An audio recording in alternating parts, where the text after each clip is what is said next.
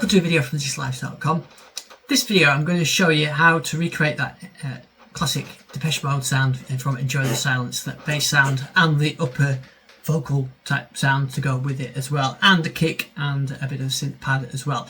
This was a question whether I could do this was on one of the comments on the videos that I did, the overview of the multi-poly, and then I saw Alex Ball also did an excellent reconstruction video as well, so the time worked pretty well, so I thought I'd have a go at doing it. So I've watched Alex Ball's video and took a bit of inspiration on how he did it on the System 700, the Roland, but I've kind of made it work for this synth. So I was starting with an initial program, and for the basic synth sound I used 3 pulse waves. One was an octave higher, and as was suggested on Alex Ball video as well, one is transposed up 7. But then I reduced these layers down to get that effect, and I think I'll probably drop it down a little bit more once we get it going. So first thing I'm going to have a go at doing is the envelope. It's very short. Probably turn that sustain down a bit as well.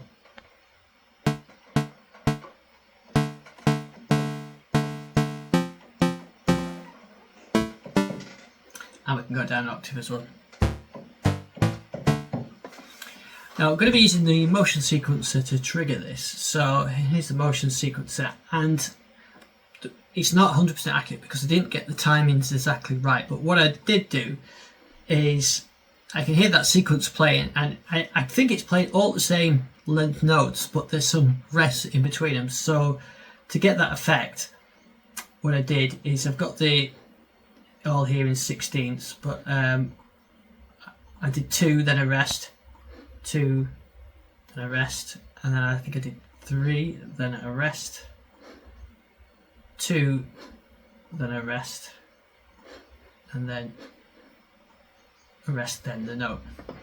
Now to hear that effect, what you've got to do is trigger the envelopes. So what you need to do is go to the envelope trigger and trigger it based on the step pulse. So there you can hear that. We're going to be doing the same. We're going to be using the filter as well. So at the same time, trigger the envelope by the step pulses, the filter envelope. I'm not using it just yet, but we will do.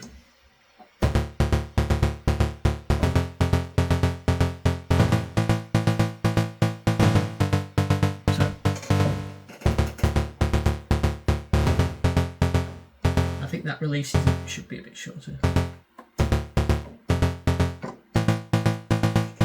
That's okay. So that's the oscillator part done. You could add just a little bit of detune as well. Now in terms of filter, I messed about with the filter for quite some time and ended up going back to the multi-poly filter because I like that one the most. Now there's a couple of tricks I noticed with the filter. First of all, it seems to be there's movement on the filter. Obviously, we could use an LFO for that with the sample and hold to do that. We could use the motion the motion sequencer, which is what I will do.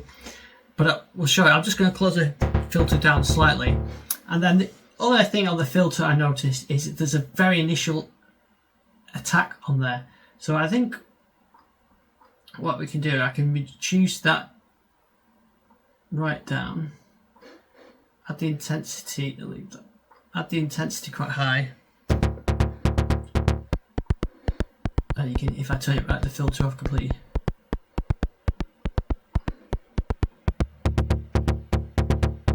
Now we have got 2 filters, so we could use filter B just to get that effect and have filter A doing the cutoff variation, but I think it'll work with just that one. So for the movement of it, I tried a few things. So I'll show you what I tried the LFO. So the LFO, I could tempo sync this, put it on sample and hold.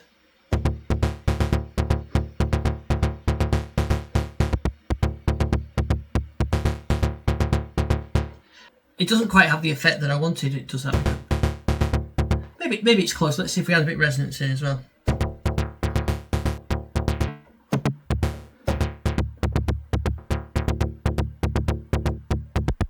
See, it doesn't quite sound right to me, even if I maybe cut that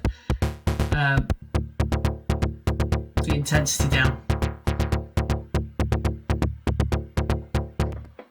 It's not quite what I wanted.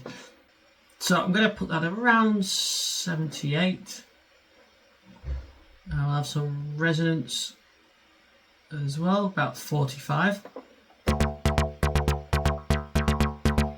And while that sequence is close, what I'm actually going to do is record it, and we can use sequence level lane A. So I can go to record A, play the note, and I'm going to adjust the cutoff as I'm doing it.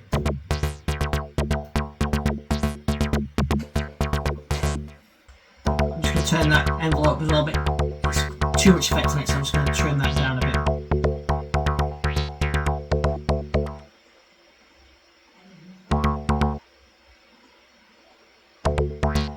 Okay, so that's, I think, pretty close. So I know this is not exactly the right timing, but I don't have a documentation of how it should be done. But I wanted to. I know this is not 100% the right sequence timing, but I think it's close enough to demonstrate it in the video. So there, I've got that sequence down. Another thing I've just done is change that to 1 note maximum and just increase the release time slightly, so it gives you a chance to change chords. Alright, so that's our first layer. Then the second layer is that kind of vocal sound. It's a vocal sample perhaps, or it could be a PPG vocal process, something like that. So I'll turn the other layer off for now, and let's have a look at doing that. So what we're going to use on that is a digital waveform, and I think I'm going to use a couple to get those effects. But if we go to vocal, so we've got a few vocal waveforms in there. Here's the AEIO one.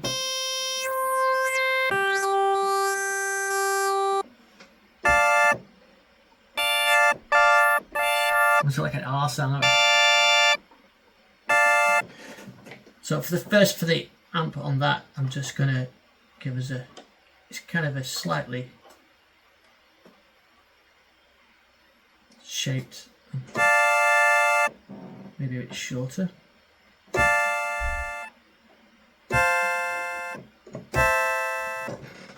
Leave that one off for a minute, and we'll go for another one as well. Oh, they've got one. So if we bring those together, and if we apply let's stick a bit of vintage chorus on there. So if we bring those together now, and in the keyboard setup, I set a split point. I'm going to use that other layer in a minute for the kick drum, so we'll keep that there. And I'm probably going to do a synth pad as well. So let's keep it. So we'll try that.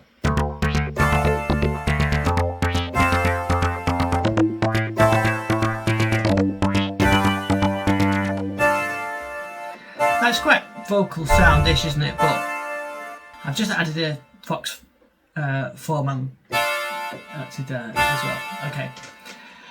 So for the kick, you can just search for a kick, and you see there's quite a few in there. I've created some as well, but actually what I used on this one is the auto kick, so you can hear that kick.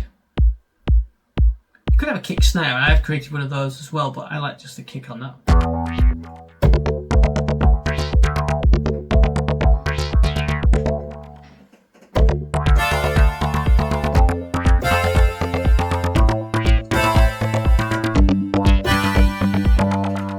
So this is the full version. Let's just have a look at that vocal layer. You can see I used the voice thing there, that's why. Which is a better wavetable to use, I think, actually. So I still got the high pass filter and everything else. So the other thing that I've done is I've made a simple pad.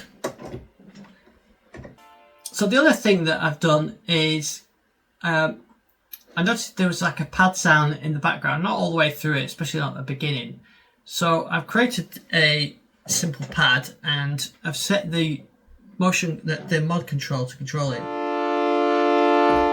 So I'll show you how I did that. So here's the pad. I've just gone for a single pulse width and a slow envelope on there. If I go to envelopes, you can see I just got a slow attack envelope. There's no filter envelope in this, it's just the filters turned down and a slow envelope. You can make it more complicated if you want, but then here on the amp level, I've set it to 50 and I've set mod control 1 to be 100%, so I can control that, whether that's included in the mix. So now I'm going to put it all together.